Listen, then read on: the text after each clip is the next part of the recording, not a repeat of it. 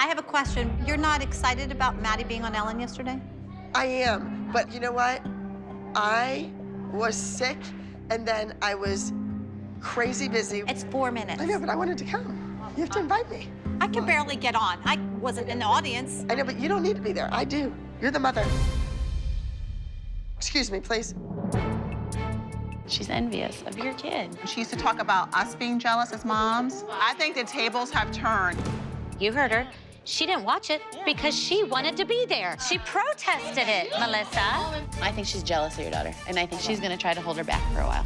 Maddie, don't let it flop so much. It may not even be intentional, but I think that she'd rather break her toys than share them. Maddie, it's so blah. When you take your arm out, it's like throws your whole turn off. When it all started, it was Abby. It was always about Abby, and that has switched. You should be able to do anything with your arms and keep turning like a top. It all makes sense. Maddie's career is taking off, and Abby's is going down the drain. Abby doesn't know how to handle Maddie's success right now. All she knows how to do is to punish Maddie. Did she say anything about not having a solo, Maddie? Well, yeah. I mean, she goes, I want a solo, Mom. I'm like, I know, you know. If it was any other kid, you would probably not think twice about it, but because it's Maddie, it's strange. Abby is seeing Maddie's rising on the outside, and she's gonna squash it in here. I don't know what Abby's reason is for brushing Maddie aside, but I do know that this could be a good opportunity for Bryn to shine. I have always had an idea that Maddie's time on this team was gonna come to an end sooner or later, and maybe Abby is gonna start looking at Bryn to fill that void. Parking lot loitering. Call the police. Get him off of the lot. Abby, is Maddie gonna have a solo next week? You know, Melissa, I had the weeks figured out. I'm trying to, I don't know. That's a bunch of garbage. Just be smart about it, Melissa. Don't let her squash Maddie at the studio. Abby has an agenda, She does. and I think it's obvious. And ironic that we're doing the 7 deadly sins. Sloth, greed, wrath, lust, gluttony, pride, envy. Boy, I think all of it is really describing her actions this week. Or her attitude towards Maddie. Solos, Nia, McKenzie, and Jojo. This week, me, Nia, and McKenzie all have solos because she thinks that we need to step it up the most on the team. But she doesn't treat us three the same as she treats Maddie, Kendall, Kalani, and Bryn. It's hard to stand out when we're constantly in the shadows of the other girls. Jojo, you're against McKenzie, all right? You're up first. You're doing a jazz routine, and you are going to execute someone. It's a mercy killing. I need to know that from the story, that you're hiding the needle from the minute you step out on the stage. Understand? Okay. So, start from the top. Jojo, she hasn't won anything yet. So I'm challenging her to up her game by putting her right smack up against McKenzie. Jojo needs to stay focused if she wants to make people sit up and take notice. She needs to prove herself a worthy member of this company by winning.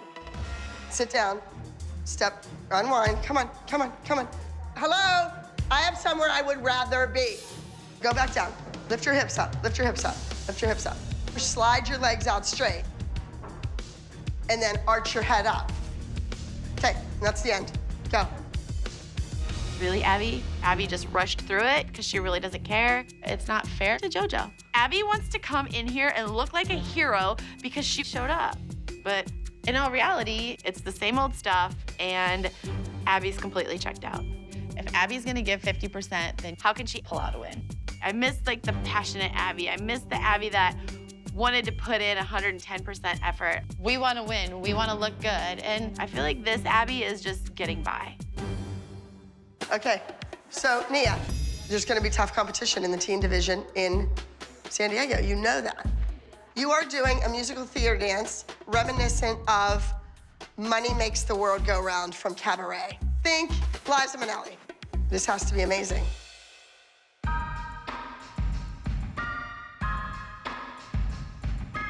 Nia is 14 years old. She's a dancer and she sings, so I can see that kid on a Broadway stage. She could be back in the 1920s doing ragtime. Nia's had a lot of training with musical theater, and I think she'll look good. All the beginnings right there is fine. Then when you come up, we can do crazy legs. We can do a little. She can do a big high kick, Charleston. No, she doesn't need to be doing a Charleston and a teen dance. No, that's babyish. There's no Charleston in this dance. There might be in a couple minutes. No. Don't give me garbage. Oh, oh. Did you see that? Come on. Did you see that? If Abby wants Nia to win, then maybe choreograph it to look like a winning number. It's hard to watch Abby constantly give Nia childish and immature choreography. I feel it's like an uphill battle by having this conversation over and over and over again. Step to second, face the wall with your rear end to the back and twerk. Abby thinks twerking is appropriate for a dance competition. She needs her head examined. They probably expect more from a team, and for Nia to push her, she needs to be given more, and she has to rise to that level. Don't give me mediocre choreography. No, thank you. Oh, no. Abby, excuse me, that seems like that's a choreography that she's done several years ago. The Charleston going back like that doesn't seem like mature choreography. You're right, so let's leave it the way it is. Okay, you're good, sweetheart, you're done. You know what, Abby? If you want to penalize her by doing that, that's I'm not on you. penalizing Yes, her. you are. You're like, I was trying to make it better. But why is that better? Well, it's a musical theater piece, and I it know, has to but do with it was Money Makes the still- World Go Round, and it's from the original Broadway show. Boom. You could do something like that and make it more appropriate for a teen solo. Don't care. I know. That's the whole point. And the world knows you don't care. So? She wants the girls to prove themselves, but she's not giving the girls what they need to be successful. We call Abby out, and she reveals that she doesn't want to be here. You look like a buffoon. Walk out. Show the world you don't care. McKenzie, you are doing Don't Take My Fire. So you're telling the audience, don't take my fire. Don't mess with me. Don't play around. Got it? All right, go ahead. I am challenging McKenzie, Jojo, and Nia to step up their game. McKenzie is competing against Jojo, and if she's gonna beat her, she needs some fire under her butt. Jump your feet together to face that corner. Jump your feet together to face Gianna.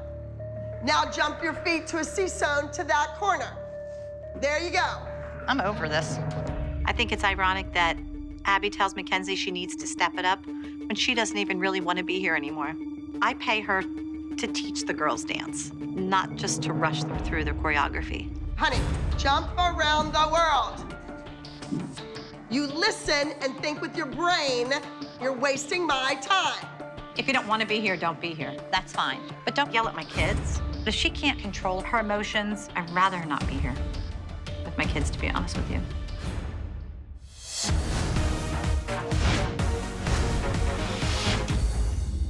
I wonder if she's coming this morning. Who knows? I never know what to expect with Abby. Is she gonna be happy and want to teach? Is she gonna be mad and sit in her bedroom? Is she gonna get dressed today? It's not fair to the children. What the heck? What's with the hair? What's under there? It's not dry, so I just stuck it up, and I'm gonna get sick. It's cool in here. I mean, come on, do your hair. Get a hair dryer and blow your hair. Wow, really? Do we come wrapped up in a turban? No. There's always something. There's always something. And she goes, but I have to work and you don't. Well, guess what? I'm still doing stuff and I'm still getting my hair done. Just do your job. You worked in a bank. Would you show up in a bank like that? If I worked in a school, would I show up with a big old towel on my head as a principal? Here I am. Do you take her seriously? No, right. You're a joke. You're an absolute joke. All right, do it from the top.